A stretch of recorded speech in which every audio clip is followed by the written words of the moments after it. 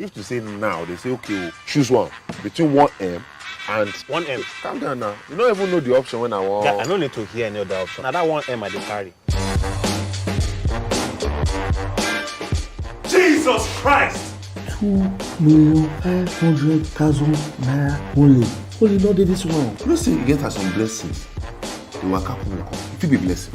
Hey, okay, man. See, I need this guy blessing for my life. I think I'll beg you. Hi, Udoka. Hi. How did you get into film? How did I get into film? When I was in university, I wanted to study music, and that wasn't working out, so I needed to get my degree. Something completely different. Mainly something like in the business admin block.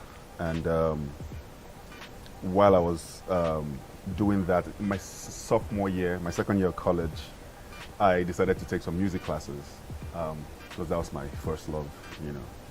And when I went to the school curriculum, went to the arts department to find the class that I would register for. I'd gone past the music section and I'd gone to the theater part of the curriculum. And, you know, the only thing that went through my head was, oh, this is Broadway, this is that stuff, you know, you see Broadway. Never been to a theater play or any show in my life. But I thought it was interesting, so I signed up for a theater class. And that was like the beginning of everything. Me signing up for a theater elective, yes. So still on this question, you said music. Yes. Can you talk more about your love for music? So when I was 13, I taught myself how to play the drums.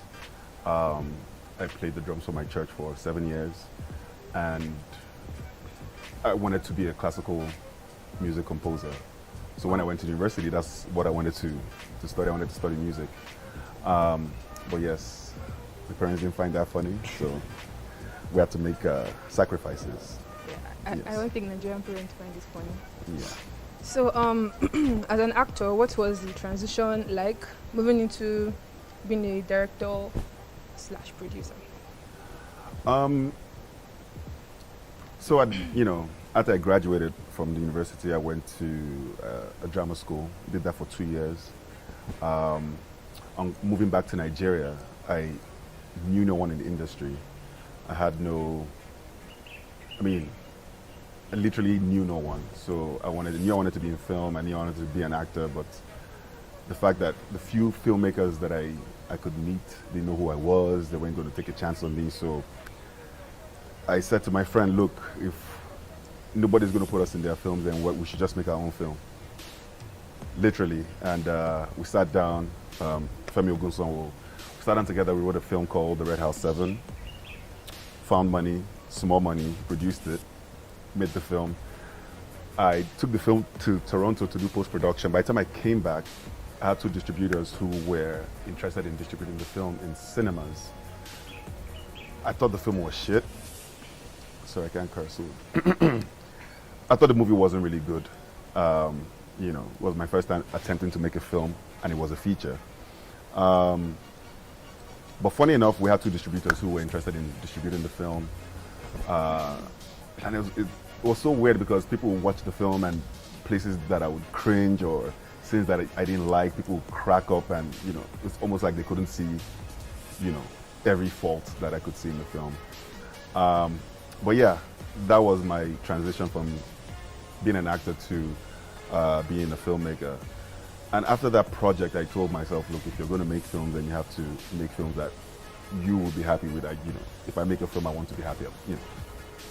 I want to be proud about the film that I'll put my name on. So I decided to focus on making short films and learning about films and, just diving into films properly. So I started watching anything I could lay my hands on, and I watched a ton for a long while.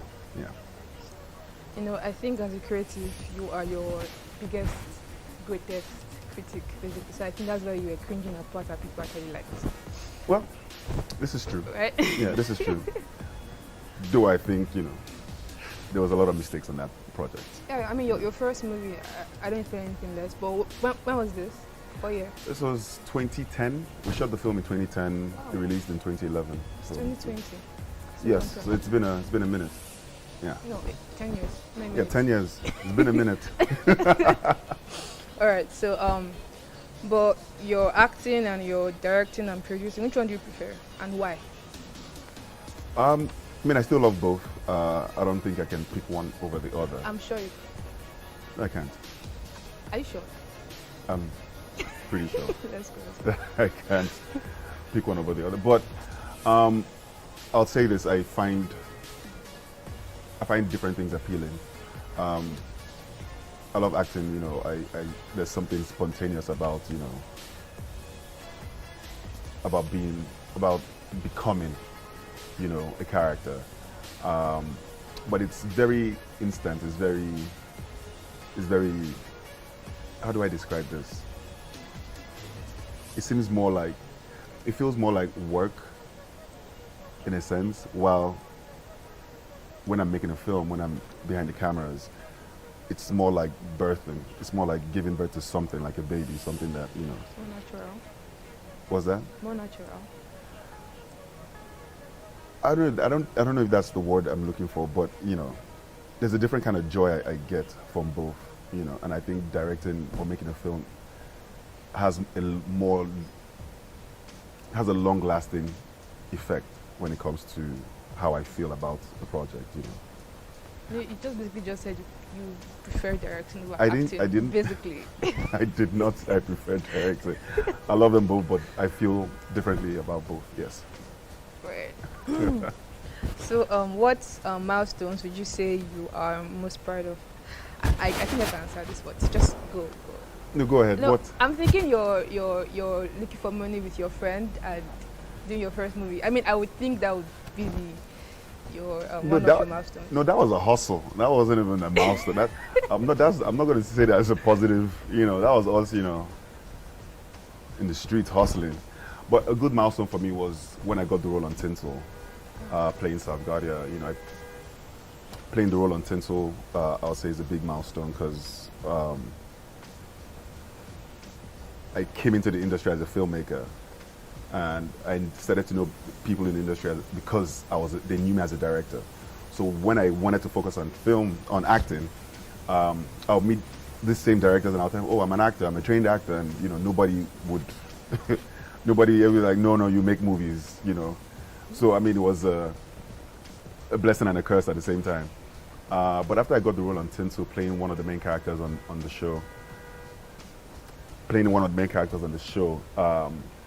other directors could now see me as an actor and can call me for work and So that, I would say, was a major milestone. Also having the AMVCA nominations was very big for Living Funeral.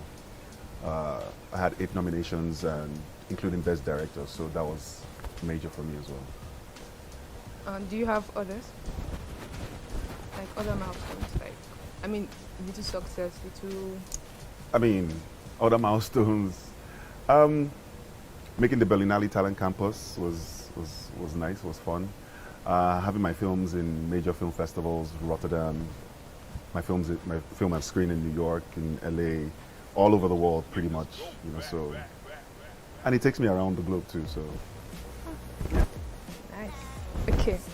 So where do you go to for inspiration when it comes to film?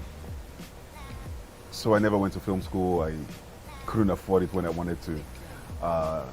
So I go to the same thing. I go to films. I watch a ton of films. I've seen films from like the 20s, the 30s, silent movies, black and whites, all the classics.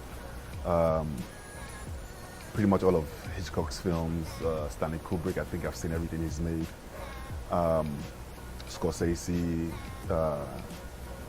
Elia Kazan, another one of my favorite directors.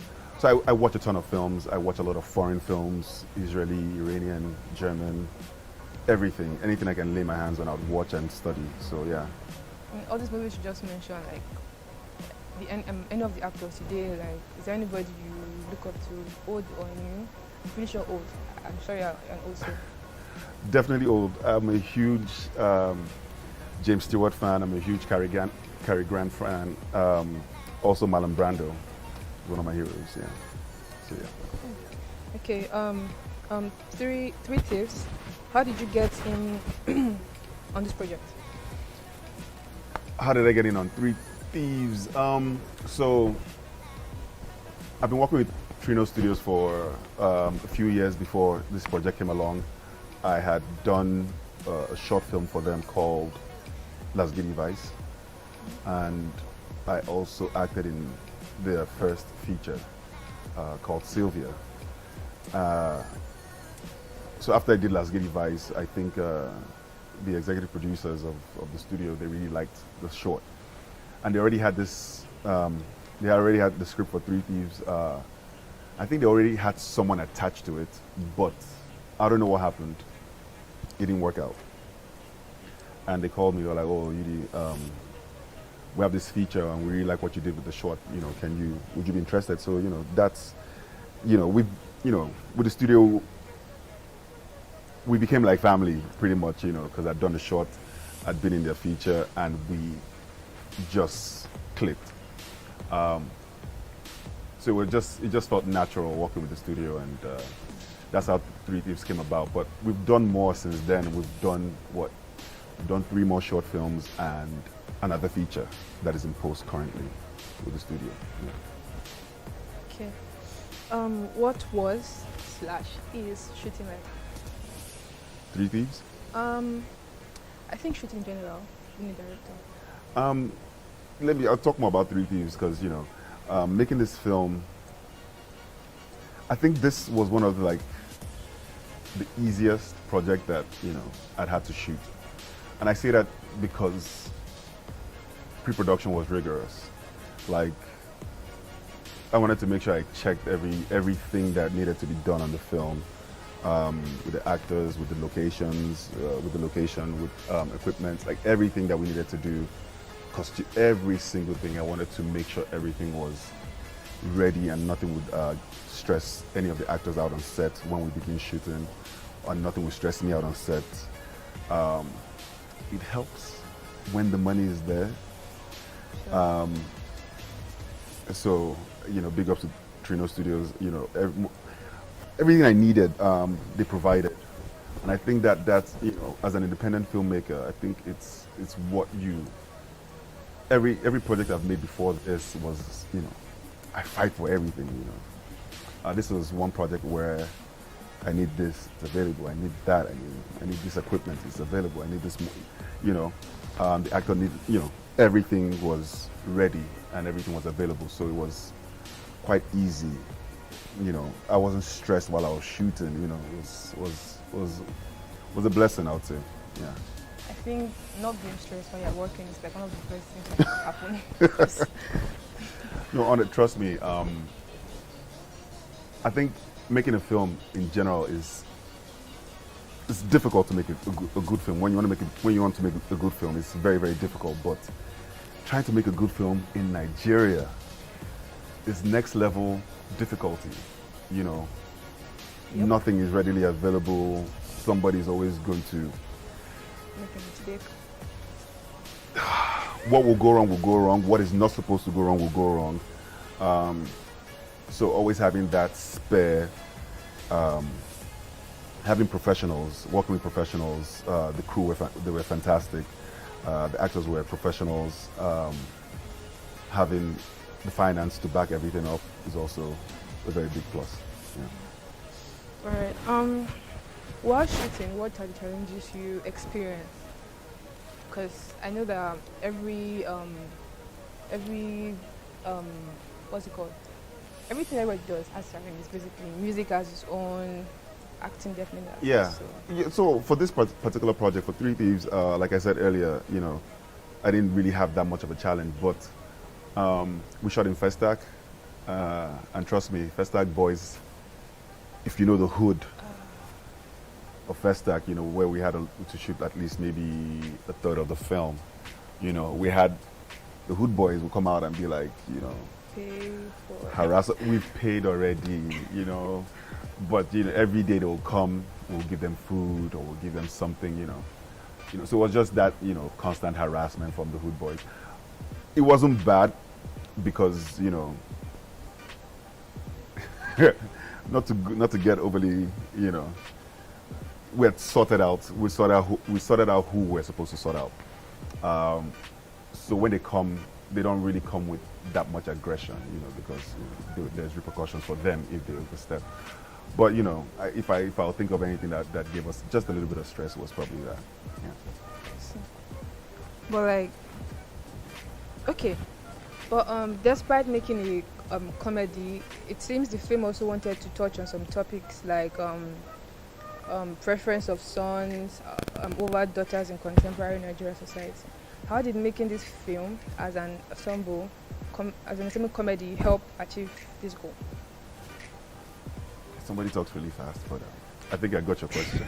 Sorry. No, I got your question. Yes, it is. It's a comedy, and one of the things I think the writer wanted to touch on was, you know, the societal norm of, you know, parents preferring to have a boy than a girl, preferring the boy child in the family, you know, as compared to having a daughter.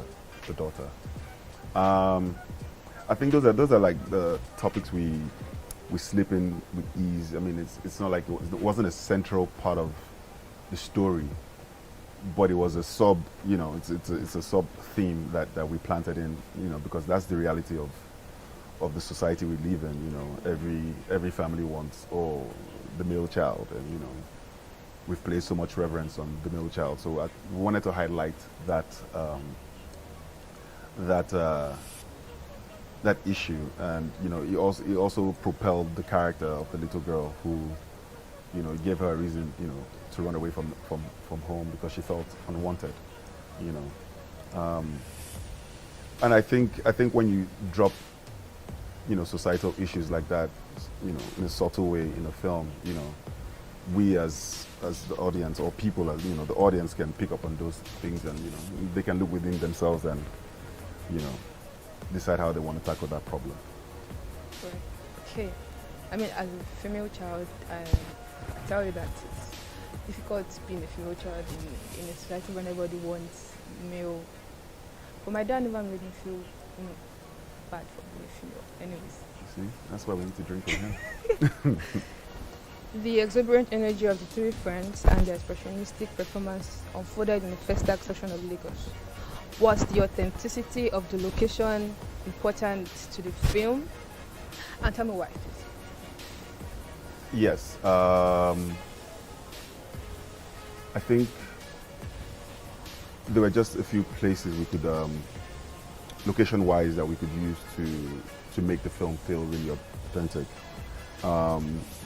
And first act was just ideal. I mean, it shows you where, when you read the script, you get a sense of where these characters are in life. You know, the three friends that are down and out on their luck. They're surviving. They go out every day to find food for that day. You know, and first act was just the ideal location. You know, it's old, rundown. And I wouldn't call it a slum, but you know, it has that low income housing feel to it.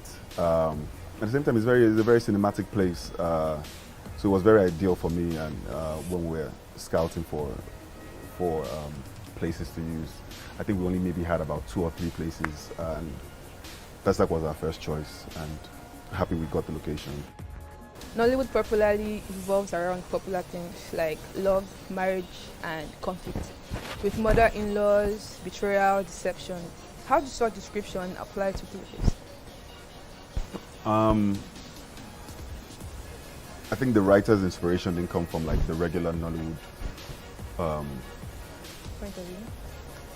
point of view or themes, like, you know, knowing Sammy and ABBA and Africa.